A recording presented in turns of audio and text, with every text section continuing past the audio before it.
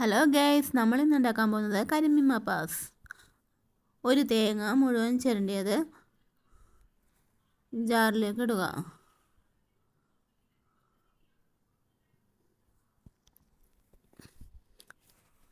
അത് അടിച്ചു വെച്ച ശേഷം ആവശ്യത്തിന് വെള്ളം ചേർത്തിട്ട് ഞാൻ കുറച്ച് ആദ്യം 1 പാൽ എടുത്തു വെച്ചു. അത് കഴിഞ്ഞിട്ട് ചട്ടിയിൽ ആവശ്യത്തിന് വെളിച്ചെണ്ണയും ഉള്ളിയും പച്ചമുളകും ഇട്ട് വഴറ്റിയ ശേഷം തേങ്ങാപ്പാൽ 2 പാൽ ഒഴിച്ചു. ആദ്യത്തെ പാൽ മാറ്റി വെക്കണം. ആദ്യത്തെ പാൽ.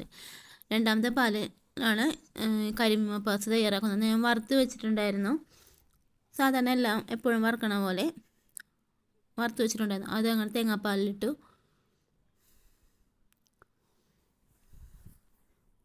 പിലോപ്പിയിലാണെങ്കിലും തയ്യാറാക്കാം കേട്ടോ. ഇത്തിരി വെള്ളം കൂടി ചേർത്തിട്ട് ഞാൻ പിഴിഞ്ഞു. തേങ്ങാപ്പാലിൽ അങ്ങോട്ട് വറ്റണം. അതിൽ കിടന്ന് വേവണം. 2 പാലിൽ ഒഴിച്ച് അതിൽ കിടന്ന് വേവണം. തക്കാളിയൊക്കെ ഉണ്ടെങ്കിൽ നമുക്ക് തക്കാളിയൊക്കെ ഡെക്കറേഷൻ പോലെ 2-3 വട്ടത്തിൽ അരിയാം. പിന്നെ ഒരു ടീസ്പൂൺ മുളക് പൊടി,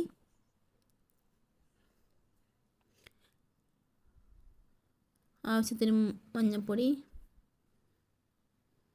ഒരു നുള്ളു മഞ്ഞൾപ്പൊടി, പിന്നെ കുരുമുളക് പൊടി കുറച്ച്. എന്നിട്ട് മീൻ പൊടിയാതെ, വറുത്തതാണ്ട് അധികം പൊടിയാതെ നമുക്ക് ഇത്തിരി സൈഡിലായിട്ടും നടുക്കായിട്ടും ഇളക്കി കൊടുക്കാം. തക്കാളിയൊക്കെ നല്ല ഭംഗിയിൽ കിടക്കാൻ നല്ല ഭംഗിയില്ലേ. എന്നിട്ട് ആദ്യത്തെ പാൽ ഒഴിക്കാം. റെഡി കരിമീൻ മപ്പാസ്. സബ്സ്ക്രൈബ് ചെയ്യുക, ലൈക്ക് ചെയ്യുക, ഷെയർ ചെയ്യുക.